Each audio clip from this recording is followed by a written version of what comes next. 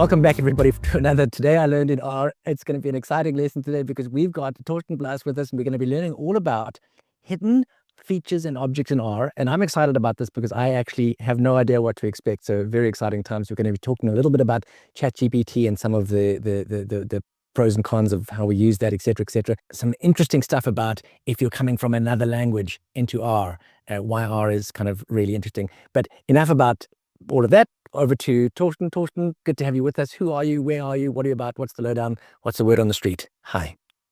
Yeah, excellent. Thanks. Thanks for having me, Andrew and Greg, being part of this series. Thanks for the invitation. I've been following your channels for a long time and found the videos very helpful, also as a motivation to see what's possible on YouTube when you produce great content. So, Thanks very much. And glad to have you here.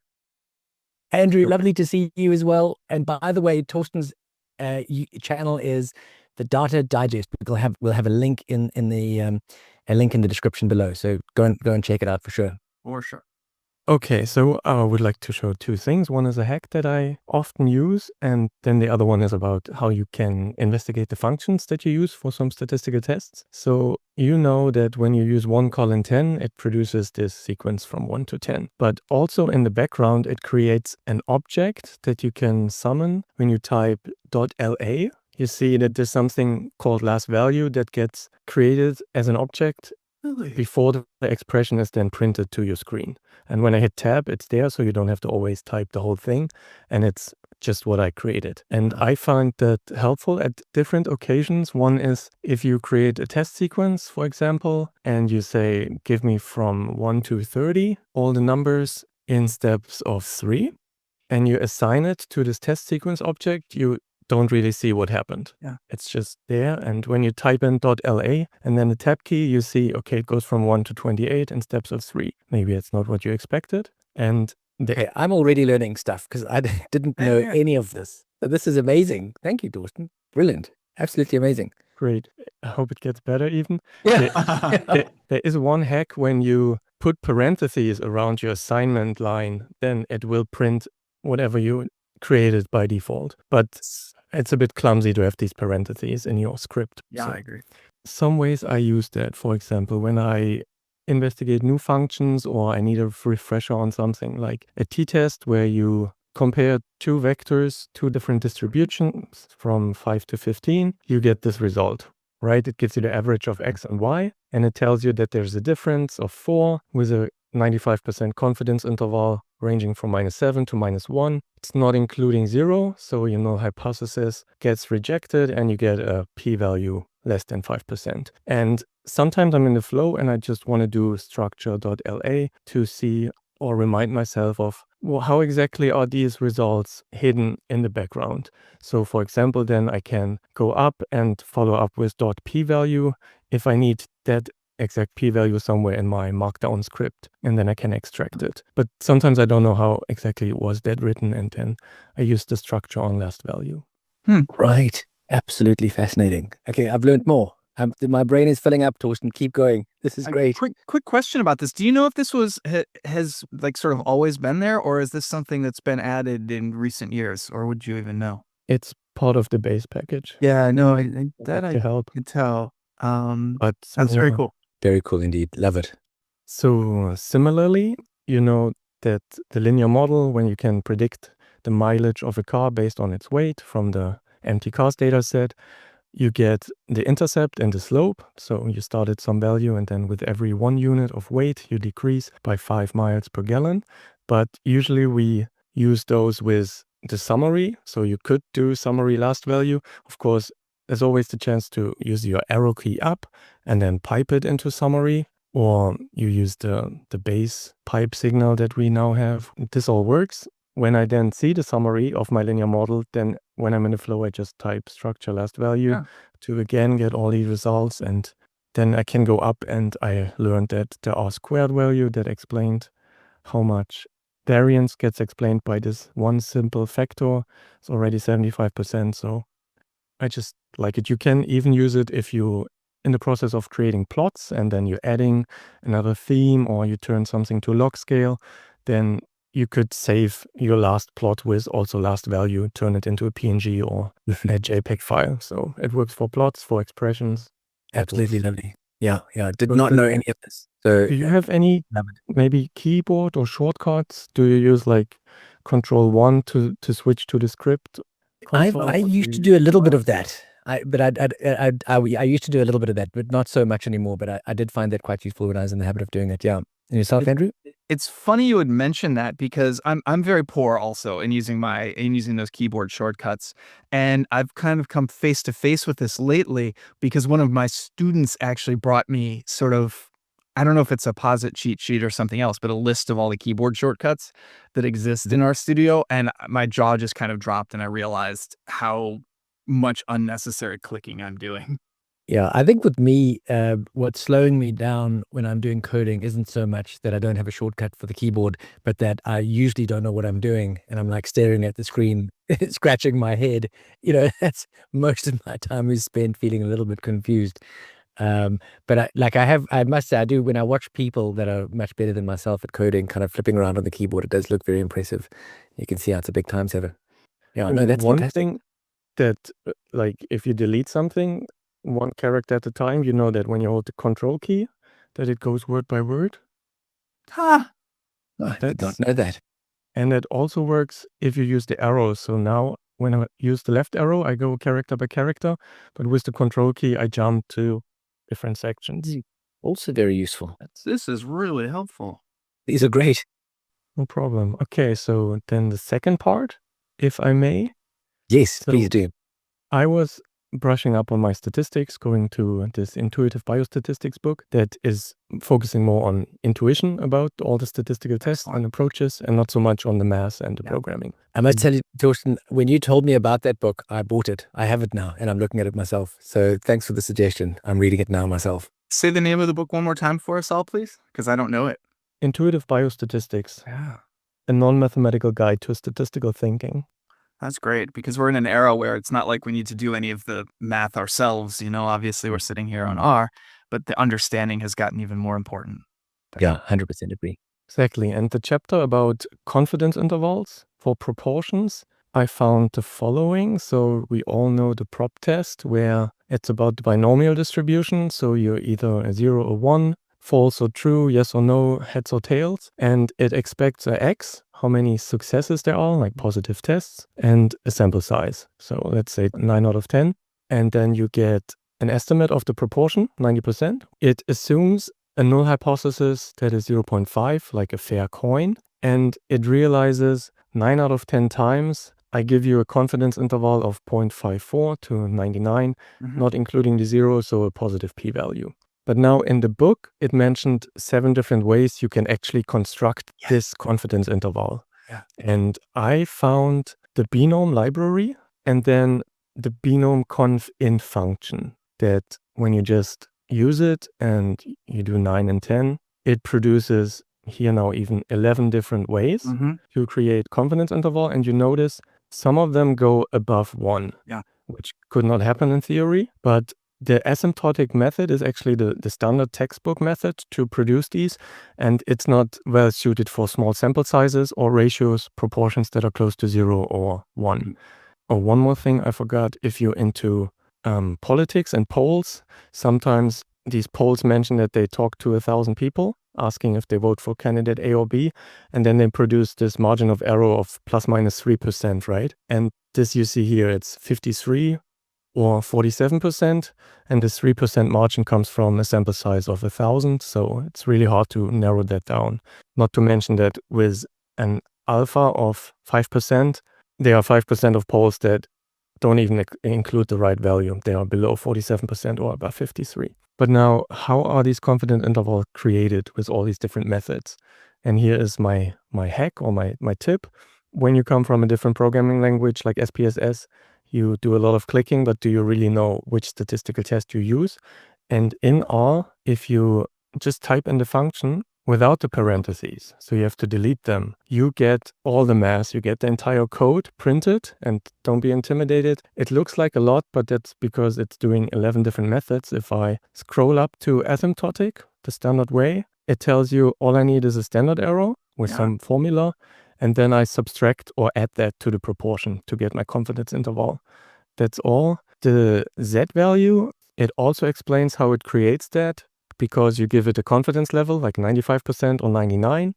It produces the alpha, and based on that alpha, it uses the Q-norm function to get this critical value to know, okay, everything lies within 2 standard deviations or 3. That's how you get your Z-score, and that's how this is produced. And now comes the bummer. So first of all, if you do the help on this function, it tells you that the asymptotic one is the textbook definition. And then it mentions another method with the link to Wikipedia that gives you the function. It's a bit complicated, but what I want to mention is that in the book, it gives you the formula of this modified better version that takes into account that this standard confidence interval is probably wrong. It goes over 1 and all the others go more down to 0.5. So this asymptotic method is also called the Wald method, and this is the modified Wald. And in the textbook, the modified Wald is declared as add 2 to the successes and add 4 to the sample size. And this is only correct if you go for the 95% confidence interval. If you use 90 or 99, it's actually not 2 and 4, but, and that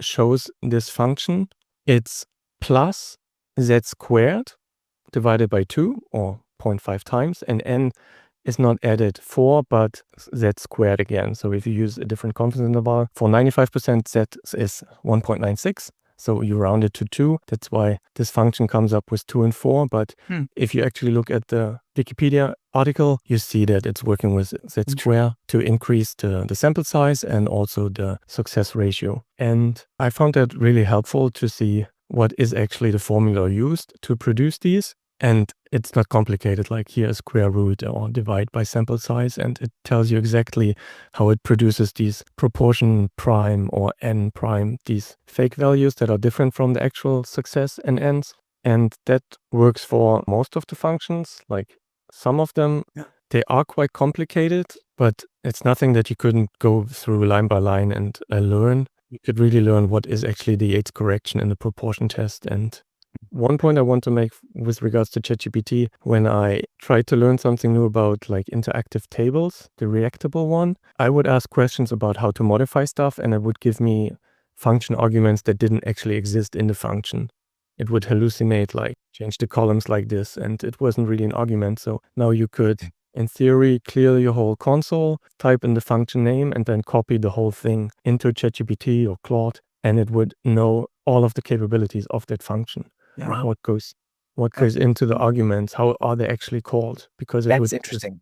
And I asked ChatGPT, are you familiar with the package and the function before I gave you the code? And it said, I know of the function and how it's used, but I didn't really know all the details. So Interesting. Very interesting. And I think, I'm trying to remember if it's exactly in the Elmer package, which is the sort of Hadley package for interacting with LLMs.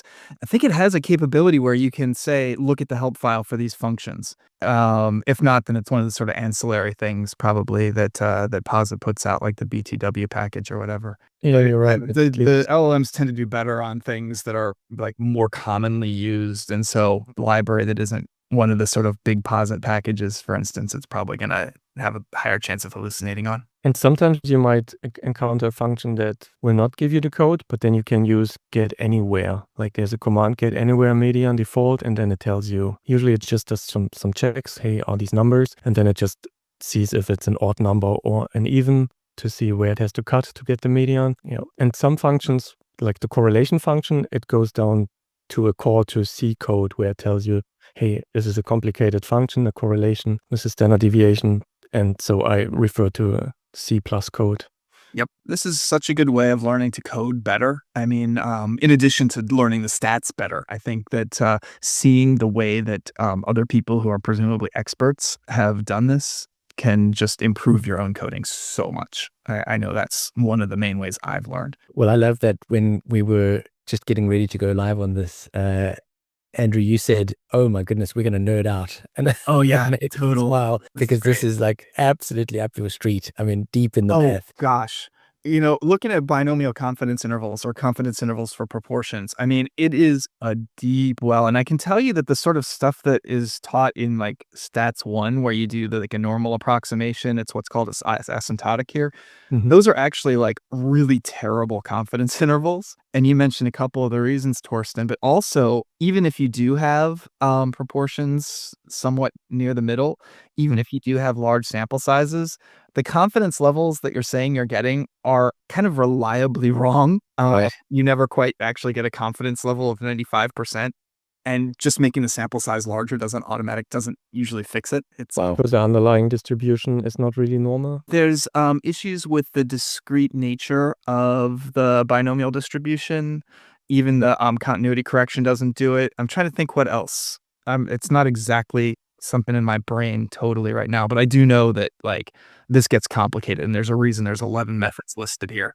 Well, I must say, just watching you work there, Torsten, and digging deep is fascinating. I mean, absolutely lovely. It's just good. It warms my heart to know that there's people like you out there. Love it. And when I get stuck, I know where to turn.